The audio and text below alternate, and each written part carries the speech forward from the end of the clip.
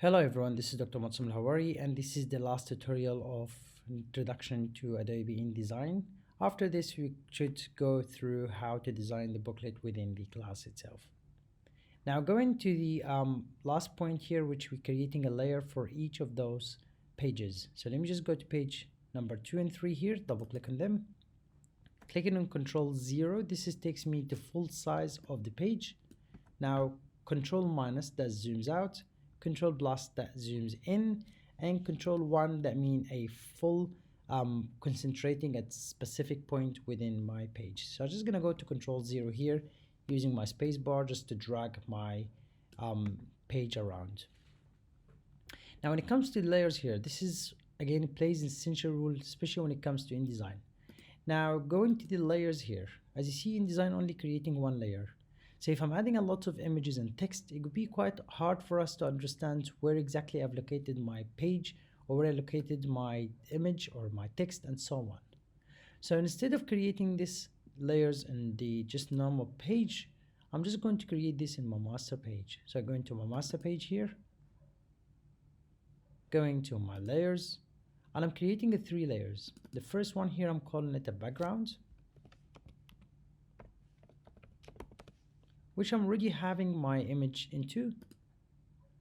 The second one here, I'm creating an image where all my images will go through this layer, and the third one will be the text.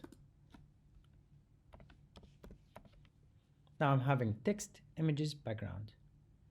One of the most useful one as well, I'm just putting here a 4th layer, and I'm call it guidelines. Now guidelines comes very handy, especially if we're going to create here a document that will be printed in the future. So I'm going to the tool here, which is again a line tool.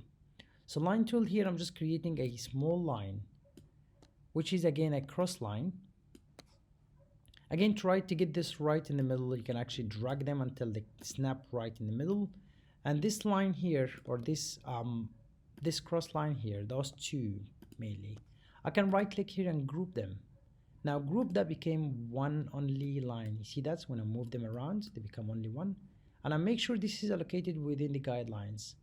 Why do I keep those lines here? I keep those lines here usually when I print out my document. I need just to make sure those are allocated right in the middle and each of the sides. Just dragging one over here, making sure those are allocated and aligned correctly.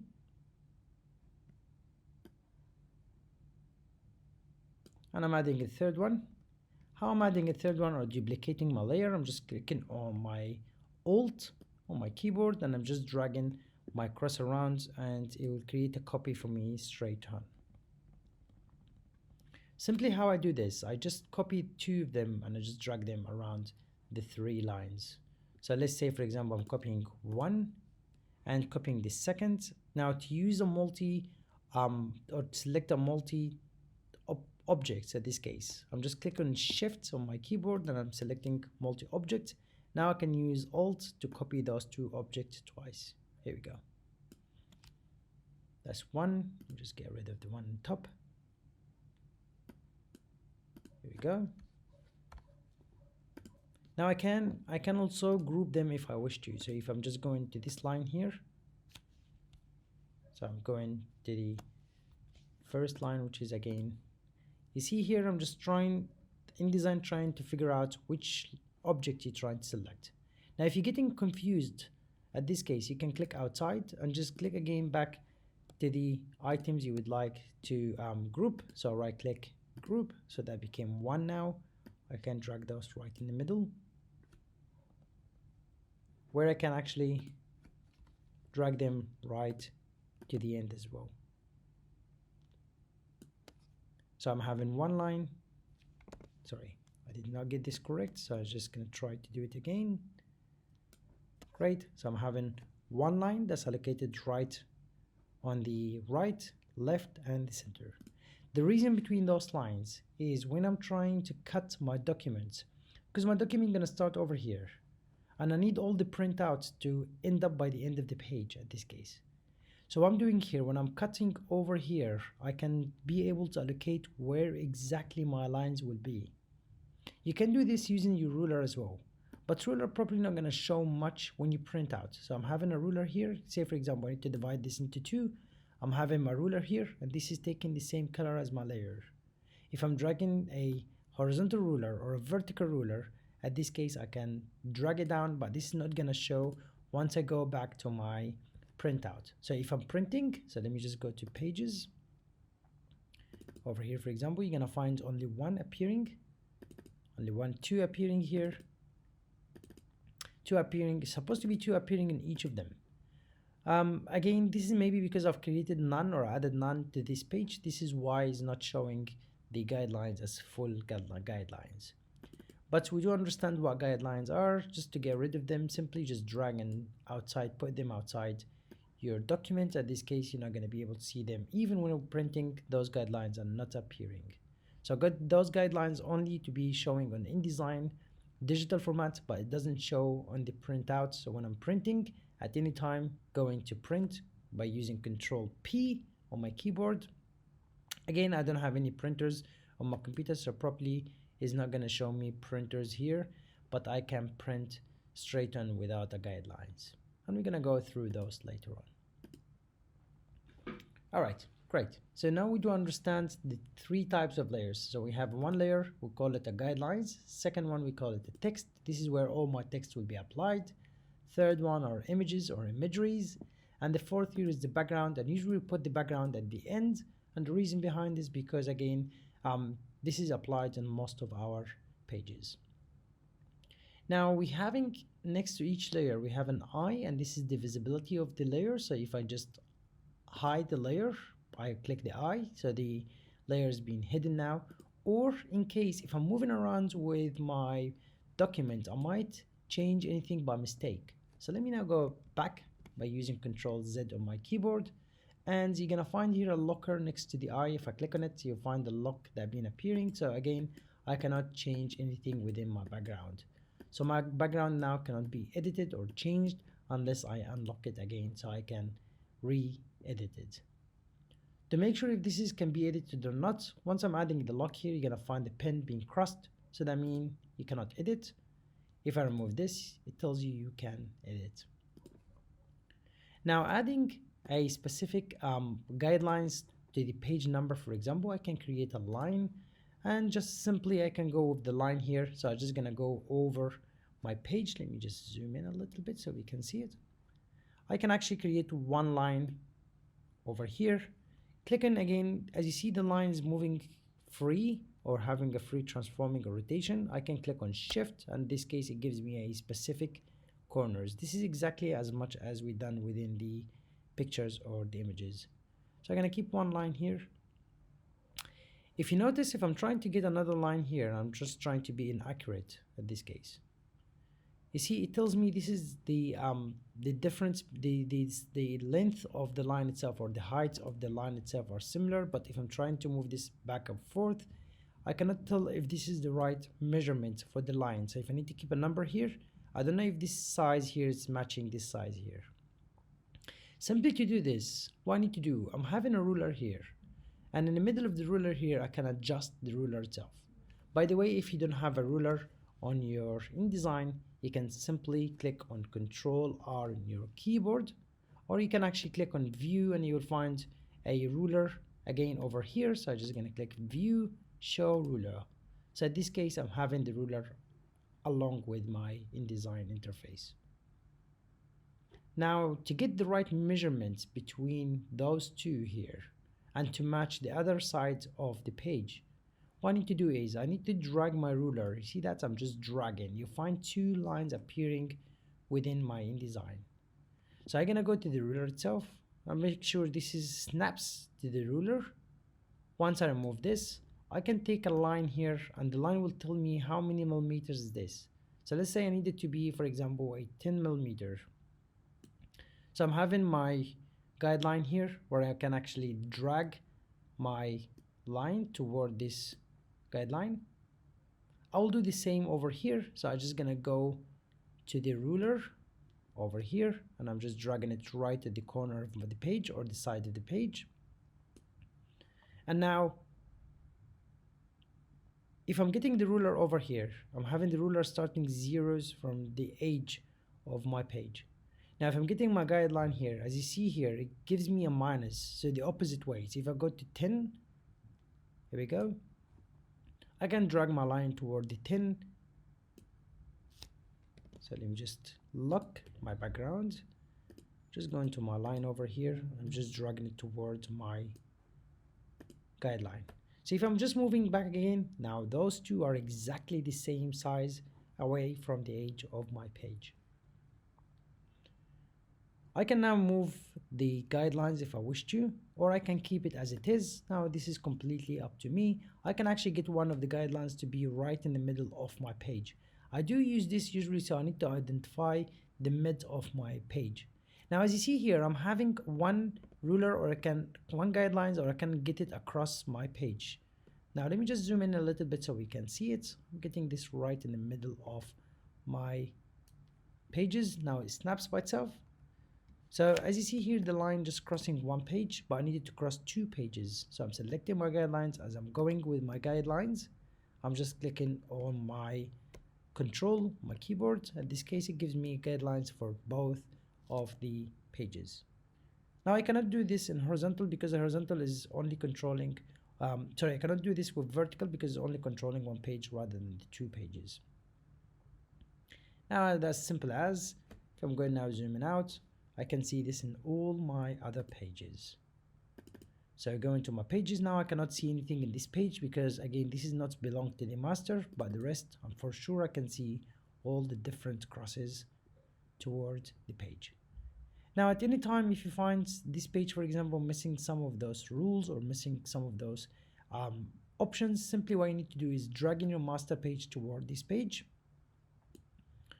So now you're gonna find all the other options appearing to your page. Let me just do it again, number 2 and 3. So I'm just dragging them towards 2 and 3. You'll find all the options. Again, I'm gonna just drag them twice to make sure the options on the 2 pages are appearing.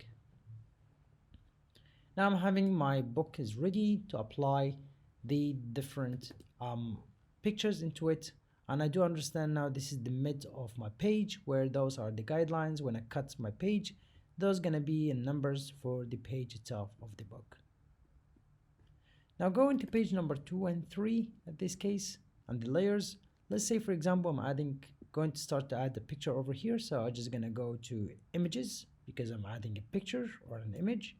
And in this case, I might use one of those images over here. So I'm just giving you different images. So let's say, for example, I'm using a PNG. PNG mean here an image without a background, so transparent background. So I'm just going to drag this over here. Again, if I'm dragging this top to the bottom here, you will find the image here doesn't have a background, which it does look decent to me. I can actually drag this to the side if I wish to. So say, for example, I need this to be starting from here. Again, remember, anything that goes out of my space, those are not going to be printed. So they're going to be presented, but they will never be printed. I might use the mirror here because I desire this look of the mirroring rather than just normal mirror. So let's say, for example, if I'm not quite happy about this to see the full image and I just try to get the border, simply make sure this image is not squeezed. Make sure you're using the border rather than the image itself. So I'm just going here, double click, getting the frame of the image itself. There we go. So I'm having now the frame of the image, and I know that's already going to cut those. That's absolutely fine for me while I'm working within the image. Now let's say, for example, I'm gonna add the text next to the image. So I'm just going here, selecting the text over the image itself. There we go. And right click, fill with placeholder text. Now as you see here, let me just zoom in a little bit. As you see here, the texts are overlapping my image.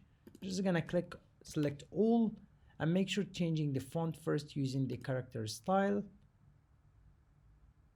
Just enlarge it a little bit here so I can see it, and I'm moving it to a different font. Actually, I'm using a different font in this case. And I might use a semi-bold so we can read it properly. So now I'm having the text all over my image. But again, as we discussed before, we can highlight both at this case. And simply we can go to the image itself and getting the text to be wrapped around the image. Now, if you look here, you're gonna find the text itself is not wrapped around the image, it's wrapped around the border of the image itself.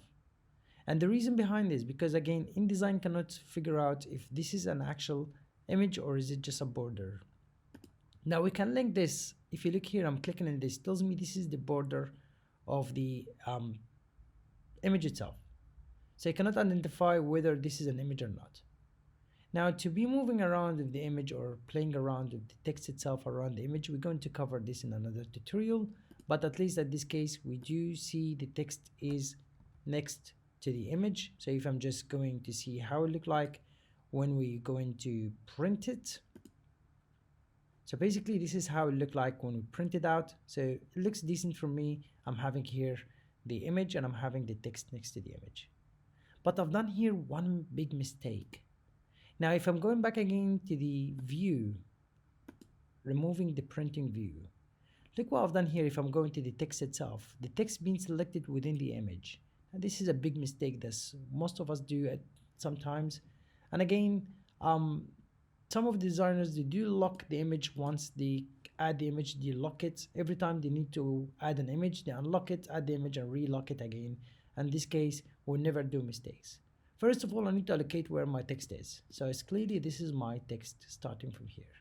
So those are the names of the text or the name of the image. If I'm just hover over it, you're gonna find it again, it's starting with the aqua or a Q. Again, those words doesn't make any sense. They're just a form of text to show me how my text will look like when I'm creating or start to create text. Now simply what I need to do is I need to click on the layer first and I need to drag it all the way up until I see the line that goes under the text.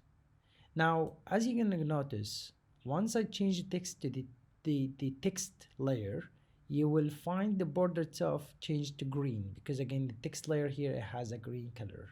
So I'm gonna move this to the text here. So now if I'm moving over the text here, I'm finding the text over here. It gives me a green border around the text. It tells me, okay, this is the border of text. So you are in the correct layer. Please pay attention to the layers because they are very, very important. Now I can select my first text here. I can play around with the text itself when it comes to designing. So I'm going here to the paragraph, getting the first letter to be a little bit larger. So make sure, please, when you do this, you highlight the text that you desire. So I'm just highlighting this word over here. And I'm making the first letter a little bit larger than the rest, which gives me a unique look for my design. So now I can go with the second text, for example, or the second image. So I can go to the side and I'm going to decide to use, for example, this image over here as a correspondence. So again, I'm selecting the image. I'm dragging the image itself to be enlarged enough to my page. I'm going to mirror the image itself because I needed to look at the other page. I can actually get one full page, but make sure, please, when you get your full page, make sure of dragging it all the way across the edge of your page. And the reason behind this, when we cut it, we can still see all the different details of the page to the edge of my page. Now, as you see here, when we look at the page, let me just zoom in a little bit here. You find again the edge of the page, so we do understand how to create again or how to work around with my frame. But in this case, I'm going to write over the image itself. So simply what I can do, I can actually go over the opacity of the image and just drag the opacity a little bit less, where I can create actually a letter over here. Let's say, for example, this is done 19. Just click and drag in. I'm saying this is done in 1994. Just give me an example here. Just highlighting and I'm just enlarging the text using the character, not the paragraph. Here we go.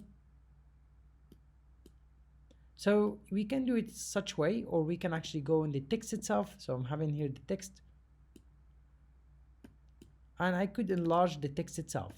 So either enlarging the text or minimizing the space of the text. And the reason I'm doing this, again, I'm doing this for the sake of having a specific text I'm having, say for example, let me just drag this text to be a little bit larger, and I'm using another text over here, and I'm gonna fill it with placeholder. Now if you see here, if I'm having a larger text over here, if I'm selecting this, say for example, I'm going to take this text to put it behind that text over here. So I'm using this layer, dragging it to the top of the layers. So let's say for example, anytime I need to use this paragraph and I'm going over here, look, it's selecting the 1949. But in fact, I need just to select this over here. So to do so, make sure of getting the frame to be exactly as much as the text. So at my point, I might move this to the side here just to give it a decent look, and I might get this to be in the middle of my page. So if I zoom out a little bit now, I'm trying now to create a first page within my booklet. So let me just change the font. It's very important to play around with the fonts because the fonts makes a lot of difference when it comes to a design. So in here, I can tell there is more of my text are being hidden. So I'm just going to drag this a little bit down just to make sure the text are over here.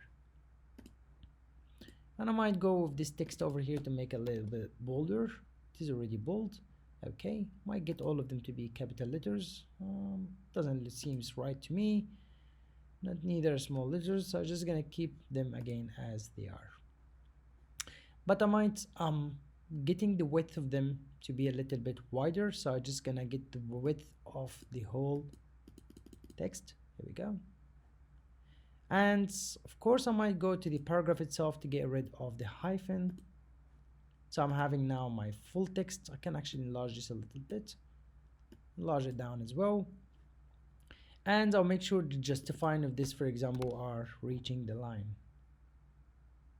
There we go. So now if you don't desire this or it doesn't look quite well for you, you can play around as much as you want. So I'm just gonna keep aligned to the middle instead.